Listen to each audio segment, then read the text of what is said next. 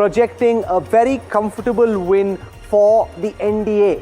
This is the first poll coming up on your screen right now. People's Pulse is projecting a clean, clear sweep for the National Democratic Alliance, predicted to get between 133 to 159. The Jan Swaraj of Prashant Kishore just between 0 and 5. People's Pulse, and I want to show you the data as has been put out by People's Pulse. They think the Gathbandhan will be just between 75 and 101. Remember, the RJD by itself was 75 plus in the last election. That's a big fall for the RJD. Here it is on your screen, the first set of post-poll data, 133 to 159 for Nitish Kumar and the BJP. Rahul Gandhi, Tejaswi Yadav just between 75 and 101. The JSP between 0 and 5. That's the first set of data.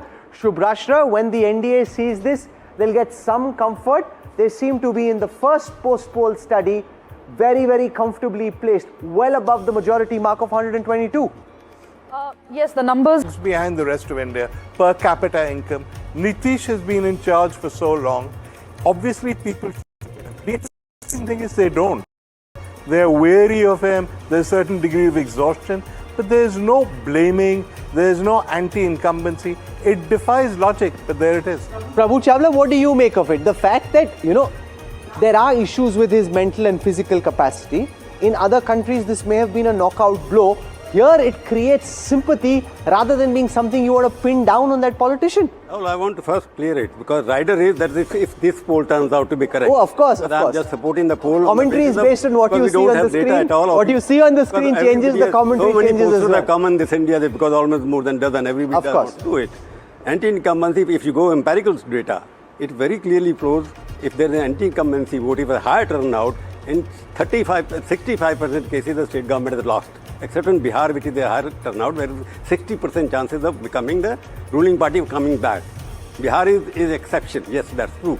But 60% because the Gathbandhan have been changing, where alliances. Therefore, when there is a higher turnout, this is going to be against the government. That is a general conception from say 1952. No, but there is enough empirical evidence in the country as well. Even if they secure 10 to 20% point, the 41% point you will see witnesses.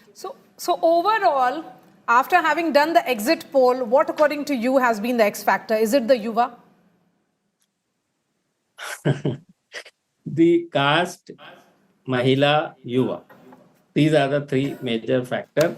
And most importantly, the clean governance of Nitish Kumar and the honest image of Nitish Kumar has paved the way in favor of BJP despite of 20 years of rule of Nitish Kumar.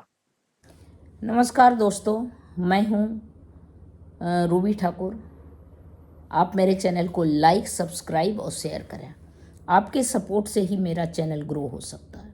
तो दोस्तों, अभी जो चुनाव बिहार में था, बहुत सारे party अपना अलग अलग मुद्दा लेकर चुनाव मैदान में उतरे थे।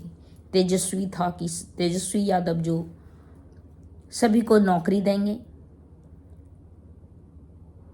तेज प्रताप यादव कि हम इंजीनियरिंग कॉलेज बनाएंगे महुआ में और कानून व्यवस्था सही करेंगे, पलायन को रोकेंगे।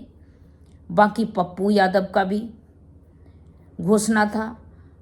तो इस तरह करके जो है बहुत का, और जेडीयू जो था और बीजेपी, इन्होंने 10-10 हज़ार सभी महिलाओं के अकाउंट में पैसे डाल दिए।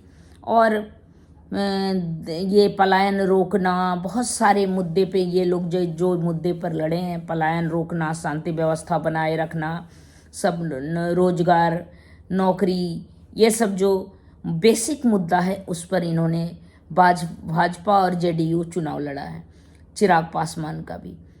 तो इन लोगों का अभी दिख रहा है एग्जिट पोल में कि इसकी बढ़त जो है बढ़ी हुई है, और उम्मीद है कि यही लोग गठबंधन जो है, एनडीए गठबंधन, एक इंडिया गठबंधन है जिसमें तेजस्वी, उसमें बहुत सारे पार्टियां हैं, कांग्रेस, राहुल गांधी की पार्टी और ममता बनर्जी का पार्टी, अखिलेश की पार्टी और बहुत सारे पार्टियां हैं।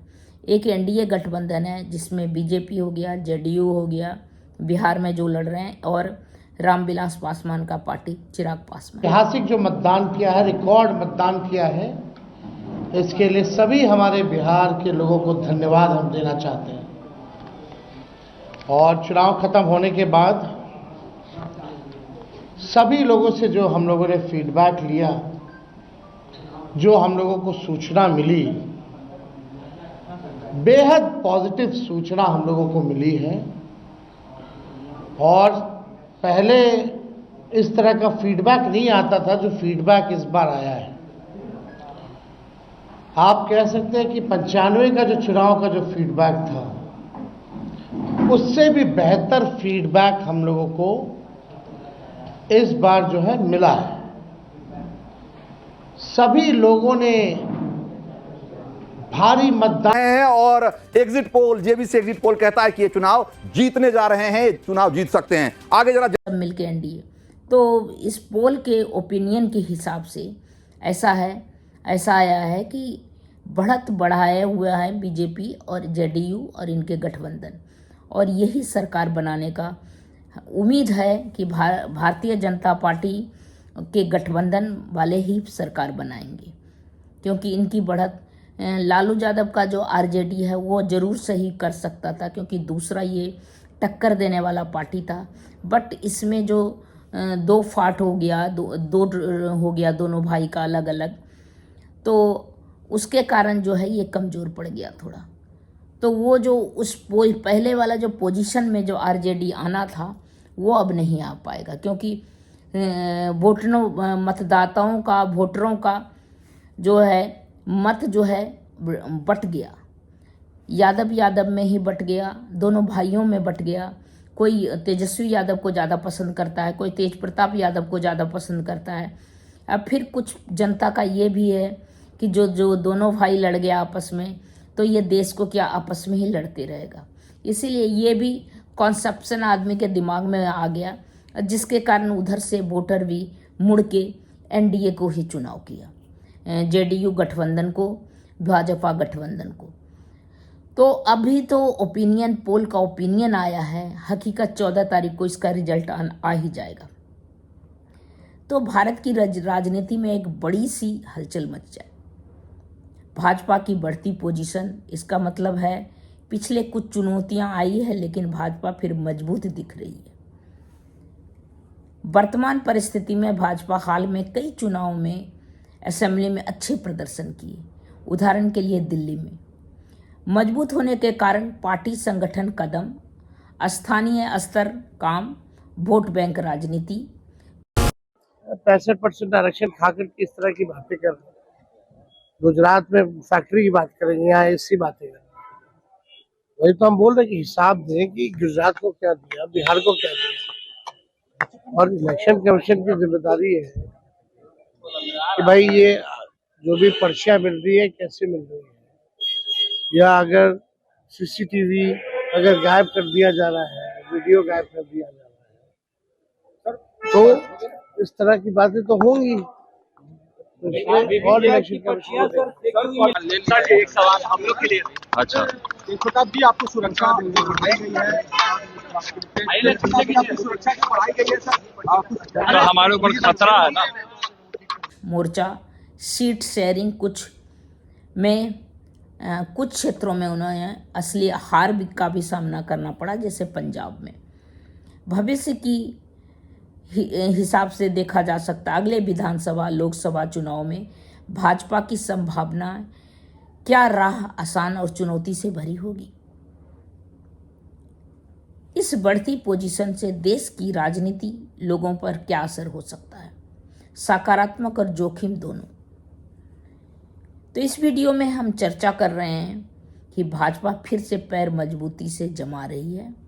संगठन कदम, चुनावी रणनीति, सोच विचार के पहलू जो राजनीति भाजपा कर रही है या उनके गठबंधन कर रहे हैं, तो वो जो है कितना कामयाब होगा, वो अभी दिल्ली में कहीं कामयाब होता है, कहीं नहीं कामयाब होता है।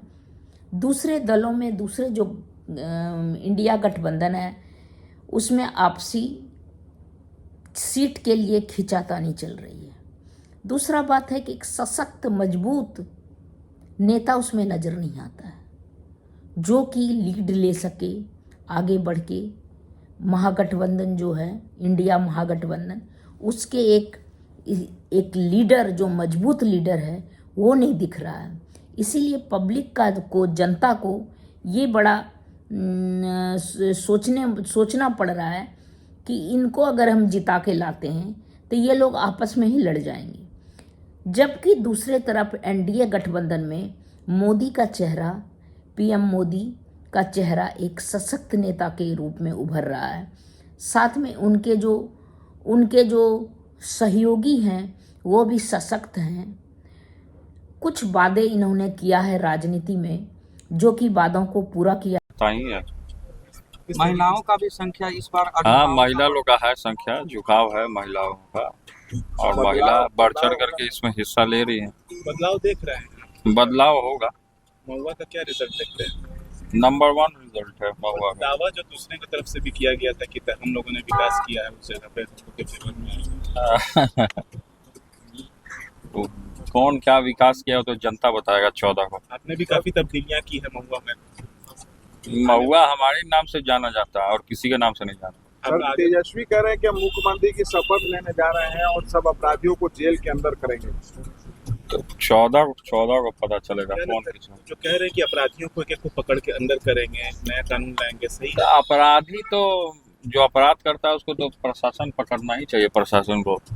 आप इसका समर्थन करते हैं कि अपराधियों को अंदर डालना चाहिए? और बीजेपी समर्थन का बात नहीं है, हम किसी दल या पार्टी को समर्थन नहीं दे रहे हैं, लेकिन अपराधी को, जो अपराध करता हो उसको सजा मिलना चाहिए।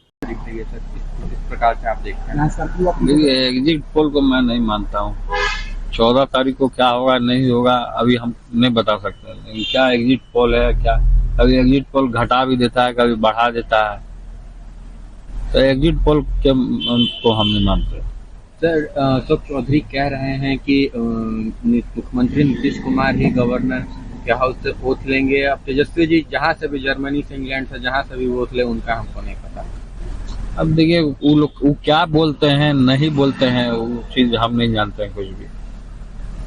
किया है राजनीति में जो कि वादों को पूरा किया इन्होंने। इन पर आरोप लगाया जा रहा है कि हिंदूवाद का राजनीति करते हैं ये।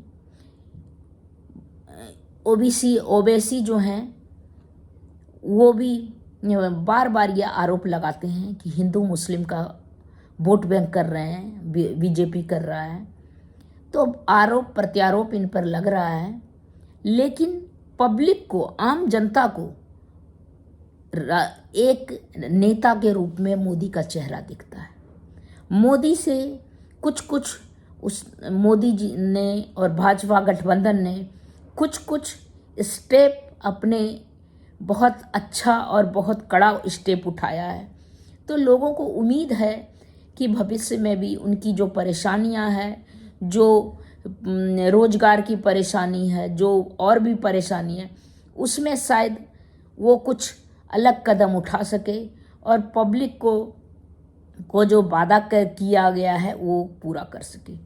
जैसे कि कश्मीर, जैसे कि राम मंदिर, जैसे कि और भी बहुत सारे जो है मुद्दा जो है जिसमें कुछ मुद्दे को एनडीए गठबंधन पूरा किया है, जिससे जनता के बीच में उम्मीद जगी है।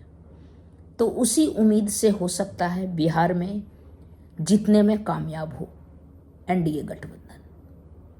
और नेता के रूप में भी अपोजिशन में कोई सशक्त नेता का चेहरा नहीं दिख रहा है जो कि लीड कर सके अपने गठबंधन को, लेकिन एनडीए गठबंधन में सशक्त नेता है जो कि पब्लिक को लुभावना लगता है और पब्लिक को लगता है कि ये काम कर सकता है देश के लिए, हमारे लिए, सबके लिए। तो तब तक दोस्तों इतना ही, फिर मिलती हूँ अगले कुछ न्यू इंटरेस्टिंग टॉपिक के साथ। तब तक के लिए नमस्कार।